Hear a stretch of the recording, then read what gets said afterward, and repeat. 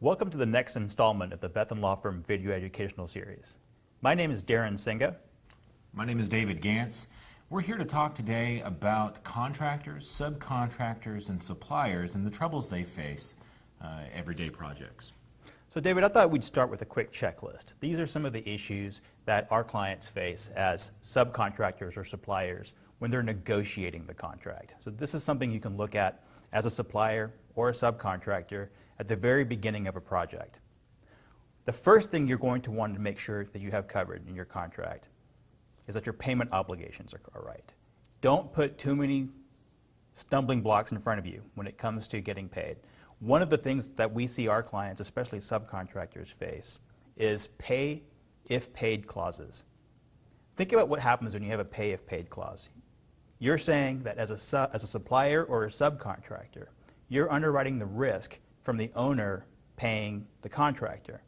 It's only if that happens that you get your bill paid.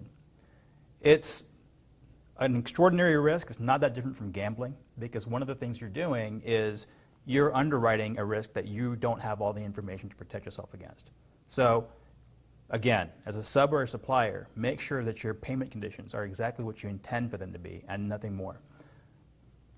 One of the things you're going to want to make sure is that your payment conditions don't create unnecessary paperwork for your admin staff. Many projects require subcontractors to not only submit payment, but to provide documentation that's so onerous that their project admin has to essentially thread a needle each time a bill needs to get paid. Don't do that. Make sure the documentation is what you reasonably expect on the project and that your documents match your contract. Next issue you want to think about is whether or not you've got flow-down obligations. Everyone throws that term around. What does it mean? It means that as a subcontractor, you need to make sure that you have full awareness of what obligations you're buying from the prime or the general contractor. These obligations are often said to flow down, meaning they come from the obligations the prime has to the owner, they flow down to you as the sub or the supplier. Make sure you've got full disclosure. Don't sign off for things unless you know what you're getting. Next issue, termination. Let's make sure that these termination clauses are done the right way. They're not so one-sided.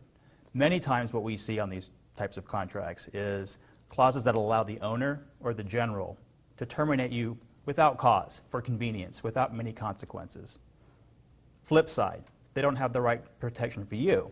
If, for example, you're not getting paid, do you have the right to walk the job? These are things you can negotiate right up front in your subcontract. Make sure you at least address them. If you want to take the risk, that's a business call. But make sure that the legal language matches your business intent. Another issue, change orders. A lot of times change orders are intended to cover fundamentally two different things. One, unforeseen conditions. These are things that you could not reasonably have foreseen when you bid the job. Two, the owner or the general just suddenly randomly changing their mind. Another clause you're going to want to take a look at is your termination clause. Most subcontracts basically allow termination to occur for one of two reasons: cause or convenience. So what are types of cause or convenience examples? Well, convenience is essentially because one party just wants to get out of the contract. Cause is where it gets interesting. Cause essentially means someone did something wrong, resulting in a default of the contract, giving the other party the right to terminate it. Even if they didn't do anything wrong. Well, how can a subcontractor protect himself against these types of clauses? Yeah, great question. Well, the best way to do this is to provide for a notice and an opportunity to cure. What that does is it essentially requires that the owner provide the contractor or the subcontractor with sufficient detail and a reasonable chance in terms of time to fix the problem before declaring a termination.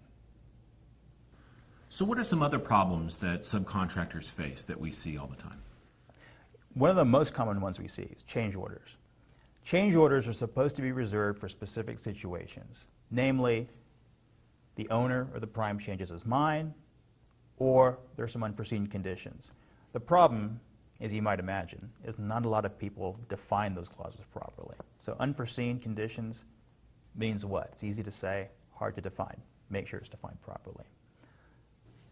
So are there any other types of problems that change orders pose to subcontractors? Yeah, one of the most common ones is when an architect or an engineer makes a mistake. So you actually have a design problem with the project, and someone has to go and redo the specifications or redo the drawings.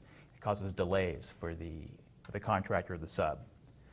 How that's dealt with in terms of a change order needs to be thought about at the time you're actually drafting the contract, not when the problem arises. So there are protections that a sub can have against things like this. Absolutely, it's all about the contracting. All right. And one last thing I think it's important for a subcontractor or a supplier on a project like this to worry about. It's lien waivers. Oftentimes these contracts ask the subcontractor or the supplier to completely waive their lien rights to a project. And David, as you know, lien rights can be very important for a supplier or a subcontractor. They can. And subcontractors have the ability to, if they're not paid, go and get their money from the owner somehow. And the Texas statutes actually provide a means of doing that. Is the statute the only way they can do that? The statute is the only way that the subcontractors can do it, but general contractors have a different way, and that's called a constitutional lien. What that means is that the Texas Constitution provides a different way for general contractors to place liens on properties. Excellent. So would you say that as a subcontractor there are things you need to look out for in your contract with the general to protect your ability to do that? Absolutely. So when you are worried about payment or payment has become an issue in the past, you have to start filing notices, and those notices have very specific language requirements. If you don't meet those language requirements or you don't meet a timing requirement, your entire claim for your money may be gone. So it's not just a question of making sure your contract's right, it's a question of making sure that your procedures are proper when the project's actually going. That's right, and that's specifically to subcontractors. And it also depends on where the subcontractor sits. Sometimes there's a sub of a sub, right? And if there's a sub of a sub, your timing requirements are even more stringent and the language requirements are more particular. Excellent. So David, from what you've told us, it sounds as though you have to take some pretty serious precautions to make sure that a subcontractor's liens are filed properly. What are some of the consequences if someone gets a lien wrong? Well, there are a couple of different consequences. For a general contractor, if the lien is filed improperly, they could have the lien thrown out or actually be subjected to penalties by the court.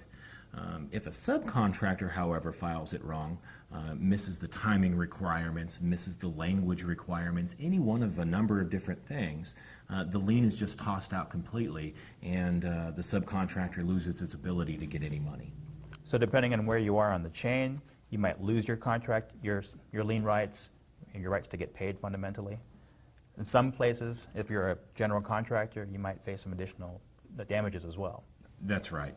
And so that's why it's imperative that if you are a general contractor or a subcontractor, that you have somebody take a look at the language and that you see them early, because the timing requirements are such that it's actually a rolling time period. So the subcontractor, after the first 3 months of not being paid, for every single month they're not paid, they have to renew that notice.